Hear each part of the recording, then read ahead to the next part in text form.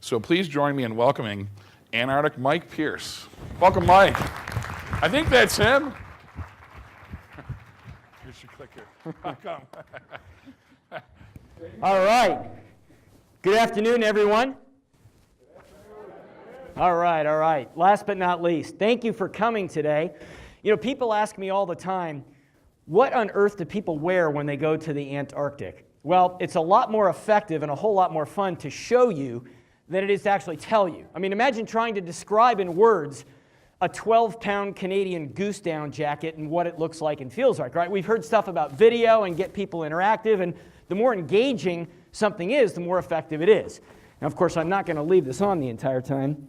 You can imagine the looks I get, especially when I'm in places like Memphis, Tennessee, and it's 103 degrees out, and I'm walking through the airport with a 12-pound jacket on.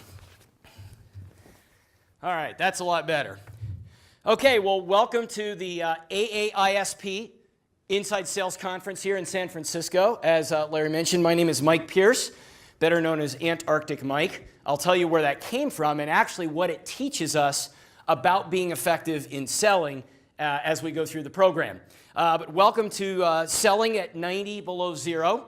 We're going to talk today about a number of different factors that have to do with really standing out from competitors, generating real business, developing what I'm going to call staying power. That is something that is absolutely critical as a sales professional. Selling is the most challenging profession on the planet, and you really have to develop what I call staying power in order to not only become successful, but I think more importantly, to stay successful over the long run. So I'm going to start with a story. In 2005, my life changed forever in ways that I had not expected. I decided to enter in what's called an adventure race. It basically means you're running a race not on pavement with cars and in normal, everyday kind of settings. This particular adventure race, there were only 9 of us who signed up. That's the entire field you're looking at there. And it took place on an ice shelf 600 miles from the South Pole in the middle of nowhere at the 80-degree south mark in this place called the Antarctic. Now, I had always been a fan of the Antarctic ever since I was a kid. I remember staring at a wall map in school, just like this one, and I thought to myself, why would anybody go there? What would they do? And more importantly, what would they learn to bring back to the real world that could teach us something about everyday life? So, this is the biggest question I get, right? Why Antarctica? The first of 2 trips when I got back in 2006, guy asked me, I was speaking at an insurance sales conference, and the guy says, hey, if you wanted to run in cold weather, you could have come to Chicago in the winter and you could have saved a lot of money on the airfare. He's right.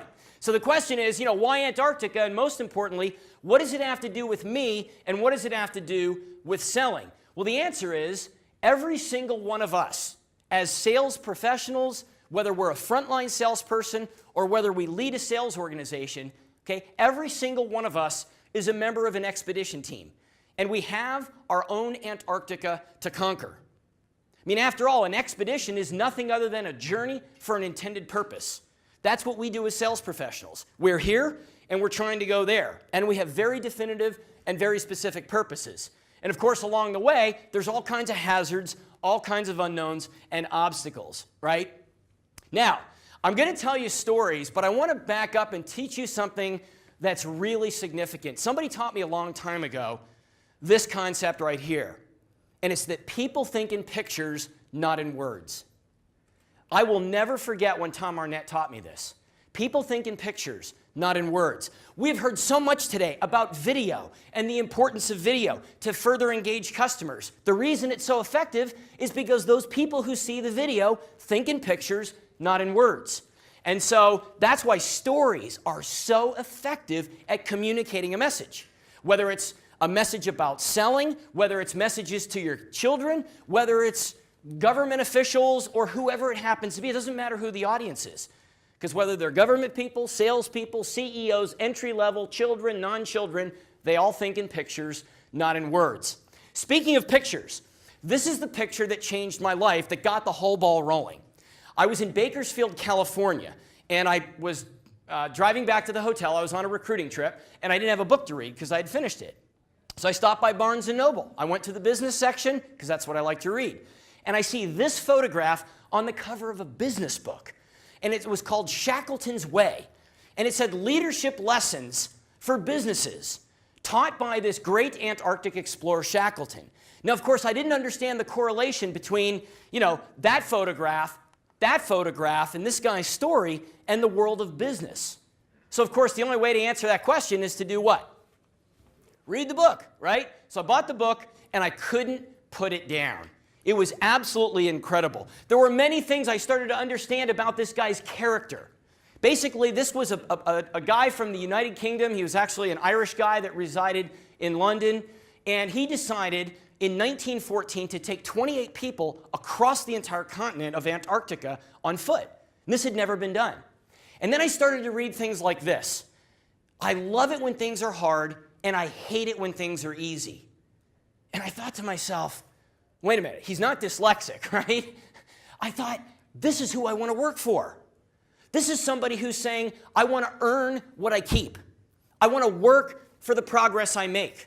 I want to pay for the things I buy, right? We get the concept. I love it when things are hard, and I hate it when things are easy. And the same thing is true for the very best sales professionals. The most discerning and best customers also think the same way, because this is something I think that is innate to the human chassis. People really do want to work for what they have, and the reciprocation is true in that people who are the recipients of what we provide really have a greater appreciation for those who work for what they have and who go to work for that customer. That's an easy way to trump price and your competitors knocking on the door and all kinds of other things that can derail the sales train. So the best salespeople think the same way, because really lasting success really is a destination that lies somewhere between difficult and dangerous. If what you're doing is not between difficult and dangerous, you need to up the ante. You need to be further engaged, more fully employed, as you might put it in the recruiting world. My background, to give you my corporate background, I started in the recruiting industry in 1997, and I fell in love with it. And I'm still in love with it today. I still, to this day, with as many speeches as I give around the US and Canada, I still spend time taking about 2 or 3 assignments on at any given time, because I like to stay on the front lines. I mean, recruiting is one of the most challenging sales professions on the planet. You got to not only sell the employer, you got to sell the candidate, and then you got to run all kind of interference in between when there's problems and people aren't on the same page. But getting back to Shackleton's story, I started to see the parallels to the real world.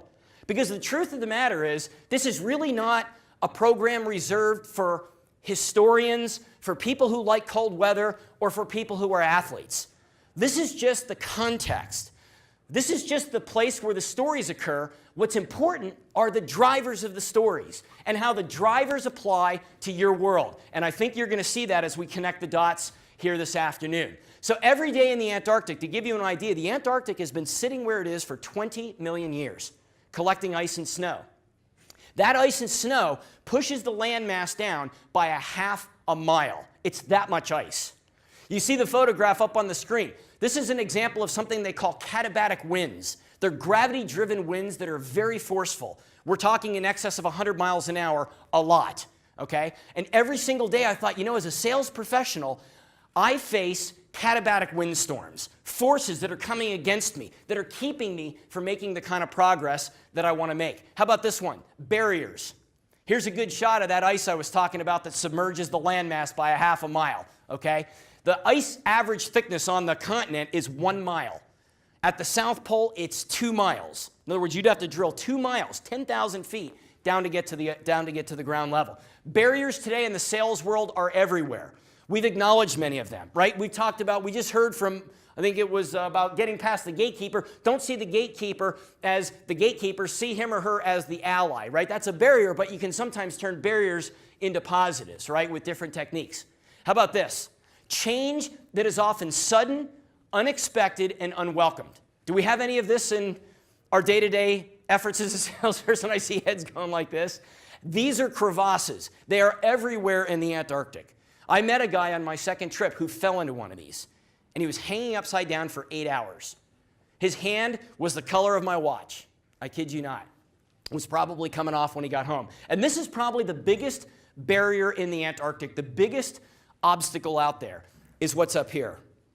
And you're going to see that in just a minute as I unfold the Shackleton story and what they went through. And I'm going to contend that the exact same thing is true today for salespeople. Most of the difficulties, most of the obstacles we face, and the forces that rage against us are right here. And there are things we can actually do that we have control over to mitigate those and manage those. You can't make them go away, but you certainly can manage them. So Shackleton has this great idea, and he runs this ad. This is probably the best written ad to recruit people for this particular job that I've ever seen, okay? It says, men wanted for hazardous journey, small wages, bitter cold, long months of complete darkness, constant danger, safe return doubtful. Oh, by the way, in case we make it, right, honor and recognition in case of success. 5,000 people responded to this ad. 5,000 people. We're talking in the early 1900s, okay? And I'm going to contend, we won't go into it today, but there are strategies you can use based on this ad to create a magnetic description of your company's opportunity, whether it's in written form, oral form, video form, or whatever, okay? Call me, email me, I'll talk to you, I'll help you rewrite some of your ads. Okay, this is the picture that Shackleton sold the mission on. This is a drawing on a napkin. His whole idea here was to go on foot across the entire continent. That's about 1,800 miles. And I thought to myself, you know what? This guy is someone who creates history instead of someone who reads about others. And I thought to myself, you know, the very best companies in any space that you're in, whether you're in the office products business, the pet supply business. I was sitting next to, is it Audrey? She's a brain surgeon. She's in the computer software business. In whatever business you're in, okay? The question and challenge for us is, what is something in your company's industry that has never been done before? A problem that's never been solved in your marketplace, ever. A piece of value, a piece of business you can create for your customer with your product or service that has never, ever been created. That's a good one to throw down in the Monday morning staff meetings. Get other people in your company to start really thinking about it. So Shackleton puts his team together, and they leave on the dawn of World War I, August 5th, 1914, literally the dawn of World War I. And the ship gets stuck 20 miles from their goal. They sail 12,000 miles down, and they're stuck 20 miles from their goal. So the knee-jerk reaction when the ship gets stuck in the ice is to start sawing. Okay, now this ice was about 6 feet thick, and Shackleton let these guys go at it for a while. And then he taught them something very important. And I have some copies of this photograph with me. If you'd like a copy, I'll be glad to give you one. If not, I can send you one. This is the photograph, not only that changed my life because it was on the front cover of the book, but it teaches us a lesson for salespeople that I had never thought about until I really started stringing the dots together. Shackleton told his guys, the greatest threat we face, okay, is not this. It's not the fact that the ship is stuck. It's not the cold temperatures. It's not the lack of food. It's the lack of your minds not staying engaged and moving forward at all times. It's your minds not staying engaged and moving forward at all time that is our single greatest threat. So what he did was he created events like this. Because the soccer game in of itself is not a means to getting them out of there. It's not going to radio the outside world or move their ship any closer to getting unstuck from the ice. But it is something they have full control over that keeps their minds moving forward. So the power of this photo is it separates the ship. You see the ship in the upper right? That's an example of a factor that is completely out of your control, right? This proves it. As good as you are, as hard as you try, it's not coming out, okay? The other portion of the picture, the soccer game, represents a factor that you have 100% control over. We can do this or we cannot do this. And the reason I hand this photo out, the reason I tell people to put it in a frame and hang it on your wall where your people will see it, is because it's a constant reminder of the importance of separating the factors you can control from those that you can't. This is the genesis point of a lot of pressure in sales. Comes because it's self-made. It's self-made because salespeople and sales managers are pushing against walls they'll never move. They're trying to saw their ships out of the ice, when in fact, the ice is building and forming at a faster rate than you can saw. And so to separate those factors and to be conscious, and a note for the leaders of sales teams, teach your people, be cognizant of their activity day to day, and help them be a lot more aware of the fact that they need to spend their time doing things they actually can move the needle on, instead of things that, as good as they are and as hard as they try, it's not going anywhere. So now the plan is, they're not really in trouble yet, okay? These ships were built to withstand this. So basically they're about a year behind, because they'd have to winter over and then go through it again, and when the spring comes, the ice will melt and they'll continue on. So they're just a little bit behind. So the ice does start to melt. That's the good news. The bad news is, you know how heavy it is. If it sinks the landmass by a half a mile, imagine what it does to a ship. So that's what happens. Now they're in trouble, okay? So they set up camp on the open ocean. And Shackleton, very interesting, if you want to know more about this story and about the real character of this guy, read the journals of the other 27 guys. It made a lot of notes about Shackleton being the first guy to get up in the morning and the last guy to go to bed. The first one to volunteer for what they'd call the all-night watch and all the difficult parts of the job. You want to make a dramatic impact on your sales team and on your customers and on your future customers and your future salespeople? Get them to talk about you like this. Get them to see your example. Your example is the most powerful tool you have in your belt. And they're watching. Your customers and your people are constantly watching. So Shackleton does something interesting here at this point. He got his guys in a semicircle, and he said, the rules of the game are changing. The mission is different. Now we're not going across the continent. We've got to get out of here, and we got to go home. So he limits the amount of personal possessions each man can carry to 2 pounds. That comes pretty quickly. When they've got costumes and phonographs and books, they got all kinds of personal items, and he literally got in front of them, and he literally started discarding items in front of people, like gold coins. There was even a Bible that was inscribed by the Queen of England that he literally tore the signature page out of and threw on the ice in front of the men. And then he looked at his guys and he said, if you think that was hard, now it's really going to get hard. They got to go. And they started by putting down the cat, Mrs. Chippy, and the 4 puppies you see on the left. And then in the ensuing weeks, each man had to put his own dogs down. There were about 60 dogs or so. And the reason they did this was because the amount of supplies it took to feed the men and the dogs for 1 week, for 1 day, fed the men for 1 week. And so he had to make a decision. And this is something, as a leader of a sales organization, you have to think about your resources, and you sometimes have to make difficult decisions when it comes to really doing the best thing for the team. So the ice does break up, and now they launch the lifeboats. They had pulled 3 lifeboats from the big ship before it had been crushed. And they end up on this place called Elephant Island. That's the good news. They're on land for the first time in 497 days. The bad news? They're not in a shipping lane, they don't have a Garmin, and the Iridium phone had not yet been invented. So nobody knows where they are. Nobody's going to come for them. So they got to get out of there. This is April of 1916. And because they're in the southern hemisphere, this is winter for them. So they got to get out of there. So Shackleton leaves 22 behind, and he takes 5 people with him, including a guy named Timothy McNeish, who was the most difficult one to manage of all the 27 people on the team. Shackleton did not pawn the challenging person off. He personally took that guy under his wing, and they left. They had to go 800 miles, 17 straight days and nights. There's a whole book written just about this 17-day and night journey. Crossing. They finally made it miraculously to South Georgia. This is back where they had originally started from. And so they end up there, and of course, they're on the wrong side of the island. That was the bad news. So they had to hike over the mountain. 36 straight hours, 22 miles. They made it, and they had to send a rescue crew back to get the other 22. And of course, because it's winter, it took 4 times. This is the last guy who survived on this team. His name is Lionel Greenstreet. He died in 1979. They asked him, that's a long time, the guy was very old. They asked him before he died, all these adventures, most of them didn't make it. You guys made it. What was the difference? And he looked at the guy and he said 2 words, Ernest Shackleton.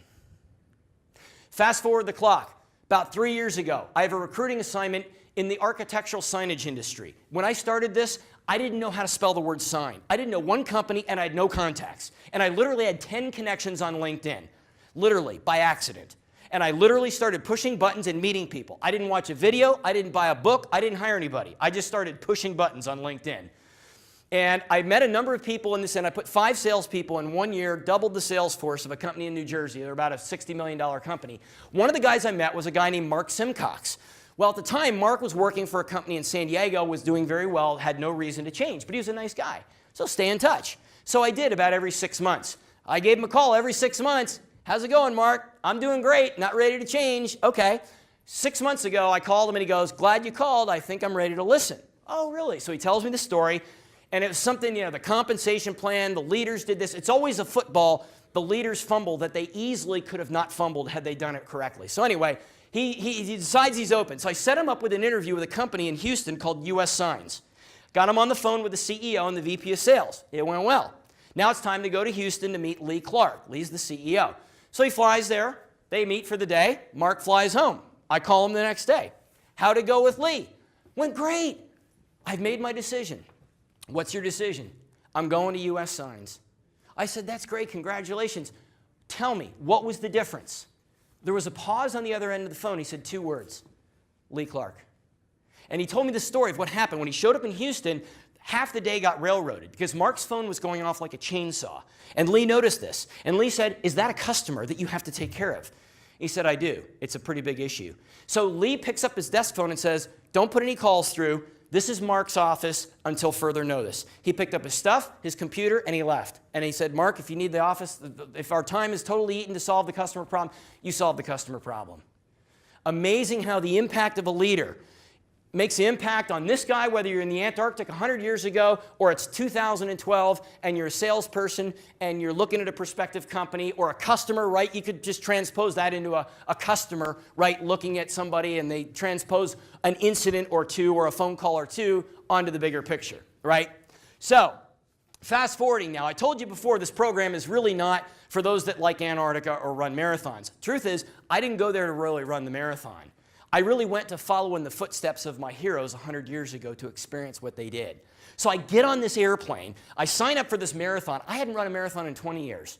I was just looking for a challenge that would really, really, really make me just see who I really was and would really push me. So we run this race, all 9 of us, and they warned us when we started. This was really interesting. They said, listen, the weather in the Antarctic is really volatile. It can change really quickly, kind of like the front range of the Rocky Mountains. I used to live in Denver, and it can really change very quickly. They said if it does, it's going to be a mind battle because the sky and the ground will become one. And they literally call the Antarctic the land of no horizon. So we start, and the race and the conditions are great. In fact, it has to be when you start because they can't get the plane in there unless it's literally like this because there's no contrast. Otherwise, they could never get the plane in. So now you can see the race starts, it goes on, it gets a little worse. Now you can start to see it really coming in. Now look at it. Look at the definition of detail and the depth perception. Now, I want you to think for a minute. You see the 2 guys in the background? How far do you think those guys are from that banner? I want you to write a number down and a unit of measure. I don't care if it's in inches, millimeters, feet, miles, light years, kilometers, whatever you want. A number and a unit of measure. And the reason I'm doing this is because I don't want you to be influenced by anybody else's answer. Okay, so let's get some answers. How far do you think these 2 characters are from the banner? Somebody give me a number. 100 yards. 100 yards. Who's got less than 100 yards? 7? 70 yards. Less than 70. Anybody less than 70? Nobody. Okay, that's the lowest. All right, more than 100 yards. Go with the, all right, who's got 500 yards? Who's got a mile? Okay, who's got more than a mile? What do we got? 5 miles. Who's more than 5? Anybody higher than 5? What do you got? 12. We're almost at a half marathon. That's 13.1. Anybody got 13.1? Anybody think it's a half marathon? Is 12 the highest? Anybody got higher than 12? Okay, we have 70 yards. You guys are neighbors. Okay, you obviously didn't look on each other's paper. 70 yards to 12 miles. Look at the variance. The whole point is this. And I thought to myself, think about myself as a salesperson. Let's assume we're running our marathon. The real answer is they're about 250 yards. Don't feel bad. I had one lady that said 20 miles. That's okay. The whole point is it's very difficult. When you're running and you're making progress, right? Think about this as a salesperson. Think about you're running your marathon metaphorically. You know where you're going. Let's assume you're on the right course, right? You're doing the right activity. You're doing the right stuff. You're creating value. You're answering questions, right? but yet you don't see the normal signs of progression on the horizon that you would normally associate with those levels of activities. The question becomes, can you stay the course?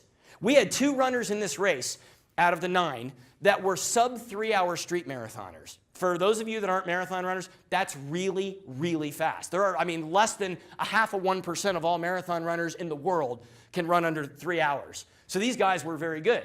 They went off course. They kind of went a little like this, and we actually had to go find them on snowmobiles. We didn't have GPSs. We were not really the smartest guys. But we had a good time. So the whole point is that I'm right out there running, Eric, and you've got to develop staying power. It becomes a mind game at this point. Whether you're running in the Antarctic or whether you're in the sales profession, it doesn't make any bit of difference. Okay, eventually the race finished. This was the photo. I went back a year later. My wife thought he'll go once and get it out of his system. Well, I went back a year later to run the 100 kilometers. I'd never run that far, and I opened my mouth to a PR firm, and it was a crazy story, but I ended up getting recruited into this thing because of an initiation on a phone call that I gave, and then I went, oh man, what am I doing? How far is 100 kilometers? At the time, I didn't even know how far it was. So let's talk about conditioning. Conditioning is absolutely critical. You've all seen the movie, The March of the Penguins. Besides being cute, right? It is probably one of the best films to teach you about teamwork and really sacrificing for the other person. It's a great film to watch for salespeople because conditioning is absolutely, absolutely critical. So what does a guy from San Diego do? We're not moving to Canada, and it doesn't get that cold in San Diego, so I literally found a commercial cold storage facility. And I put a bike in there, and then I would just run back and forth these laps in there. And the freezer's only 59 feet, so it's really not that big. And so, I thought about this. I thought about these penguins, and I thought, I've got to be conditioned like the penguins. This is literally what I thought about. Hours and hours and hours in this freezer, right? And I learned something about discipline. This is very, very interesting because discipline is really the big takeaway from today, right? Discipline in so many areas of our life. Well, half of what we do every day, the decisions we make, are habit. So I thought to myself, I've got to get this habit in this freezer down. I got to really nail this thing. And I realized too, and I started literally picturing the muscles in the body, and I thought, you know what? Discipline is like this muscle in my mind. I got to work it out. Because if you think about a muscle, right? A muscle only grows with 3 ingredients. You have resistance, right? You picture pushing a weight, there's resistance, right? That literally tears the muscle apart. That's literally what it does. And then if you feed it the right nutrition and you rest it, right? There's the nutrition and the time, it will grow back together stronger than it was prior to that particular strain. And then you do it again and again and again and again, right? And then over many, many months and years, it grows and builds much stronger. So I thought to myself, this is so true for salespeople. The weakest muscle in the body of a salesperson is the muscle of discipline. And I think people need to see the activity and the day-to-day minutia of the job as the form of resistance that's literally doing your muscles good. Provided that you're feeding it the right nutrition and you're patient. This is really hard for people that want instant results. You have to be very patient. You can't be conditioned to go to the Antarctic in a week, okay? You can't be conditioned to be a great salesperson in a week. It doesn't happen. You can't take a course, flip a switch, or read a book. It's a regiment that you have to go through, and you have to be trained and disciplined. So I thought to myself, let's talk about nutrition. As salespeople, is this your nutritional intake, or is this your nutritional intake? And I started thinking about this, and I was up at Bob's group up in Minnesota, and we were talking about this, and I thought, this is what we want to eat as salespeople, right? Because this is like somebody who feeds on company leads, continues to milk the exact same accounts. Does it ever frustrate you? In fact, I have a friend, Kevin Brown, VP of Sales at US Signs. He's so frustrated as a sales manager that his veterans are not out getting new business. He's writing a book, and he calls it You Can't Ride the Donkey Forever. Because he's so upset. He has all these veterans that are not, this is how his veterans are eating, right? And I thought to myself, the highest form of nutritional content and value salespeople can feed themselves is brand new business. You're the genesis point. Literally, it's not an add-on sale. It's not an existing account. It's brand new business you generated from literally ground zero. That's what salespeople need. If you're not doing that, oh, you might be making a good income today, and everything might be going fine. But you know what? So too is that person that looks good, is not overweight, and who's eating garbage, and somewhere down the road, there's going to be a health issue because of something they started eons ago that didn't manifest itself and show itself on the outside. It's the exact same way with salespeople. Now, I learned something else interesting in the freezer. You know, this back and forth and back and forth. My hockey coach, I grew up in Philly, he pulled me aside one day as a 10-year-old. He said, you will play the game the way you practice. If you make the practice harder, the game goes easier. And he skated away. I thought to myself, guess what? Talk about a factor within my control, right? Going back to that picture of the soccer game or the ship. Changing my definition of difficulty is like the soccer game. I have full control over how I do this.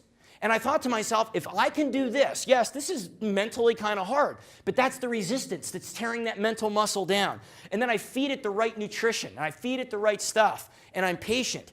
If I can do this, and I literally ran 2 marathons in the freezer before I showed up in the Antarctic because I wanted to make sure I could do it. So if I could do this, when I get into the real environment, it'll be that much easier. And that is exactly what happened. And then I thought to myself, okay, here's something interesting. I come home from Antarctica. You know, when you enter a race, you get 3 things for your entry fee, right, Bob? We were talking about this with your wife, Becky, right? You get into an Ironman, and they're like $500. And what do you get for your, whatever it is, $100, $500? You get 3 things: a T-shirt, a medal, and a beer, right? And maybe a pat on the back. So I get home, and a guy asks me, he goes, oh, yeah, you ran this marathon. That's great. He goes, what was your time? And I kind of looked at him, and I go, dude, I went halfway to the moon. I lived in a freezer for 2 years. Do you really think I cared about time? But then I thought to myself, wait a minute. Mike didn't care about time. Now, we had a couple runners. All they cared about was they wanted to win the race. That's all they wanted. They didn't care about their time. They just wanted to win. We had one lady, she just wanted to finish because she was going to be the first woman in the world to run a marathon on all 7 continents. So she didn't care about time. She didn't care about what place she finished. She just wanted to finish. Then you got Mike. Mike didn't care about 7 continents, about clocks, time, first, last. He just cared about following in the footsteps of his heroes 100 years ago. And I thought to myself, this is really interesting. How do you define your gold medal? You can have 3 people on the sales team, all getting to the same 26-mile mark or 100K mark, right?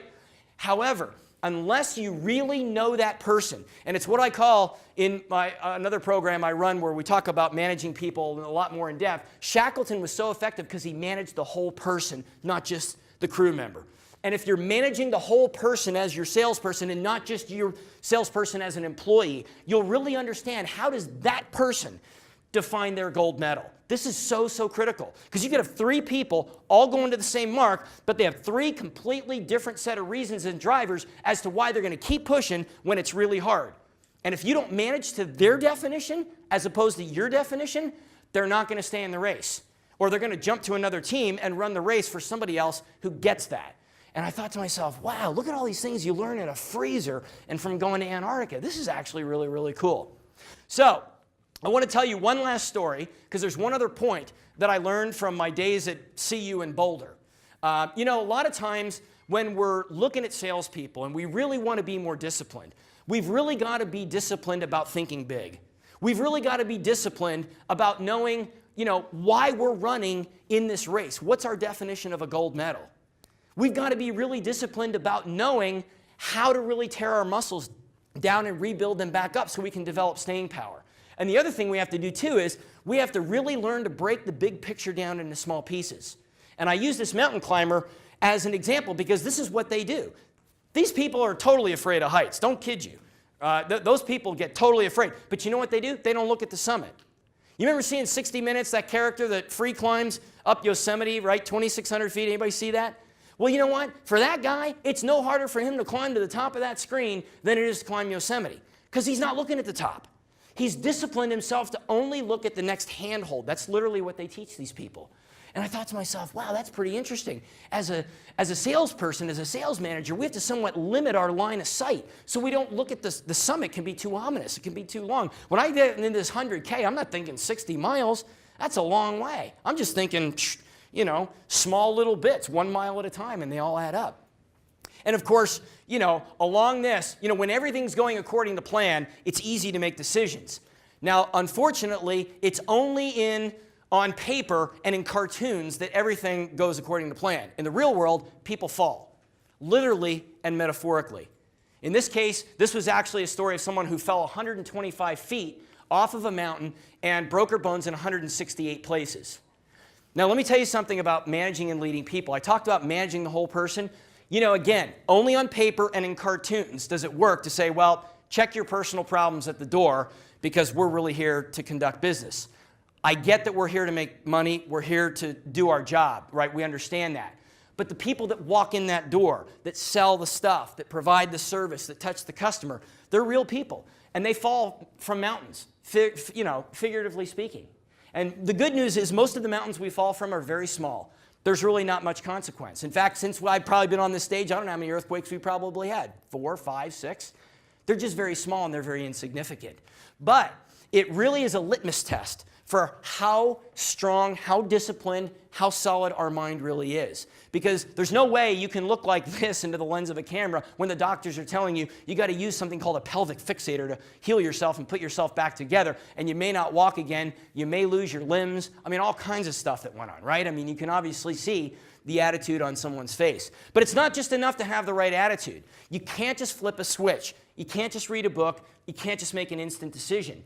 This is the result of many, many weeks and months and years of action like we talked about before, of doing very difficult things. Talk about a form of resistance here and building not just her mental muscle, but I mean literally her literal muscles. I mean, that's the way it is. It's the same exact way for salespeople.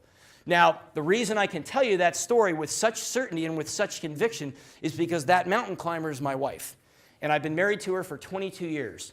And I will tell you, people ask me all the time, why do you run these crazy races? Because I do lots of other adventure stuff, multi-sports. I mean, it seems like as time goes on, it gets wackier and longer. But the reason I do it has nothing to do with winning medals or being in record books. I don't care about that stuff. I care about the discipline I get and the application of that discipline into the real world. Doing things like I do here, teaching other people, as many places I get to how to put these principles into play in their own life. And of course, the 22-year marathon I've been running with Angela now, that I'll probably be running for I don't know how many more years, right? Probably many, many more years to come.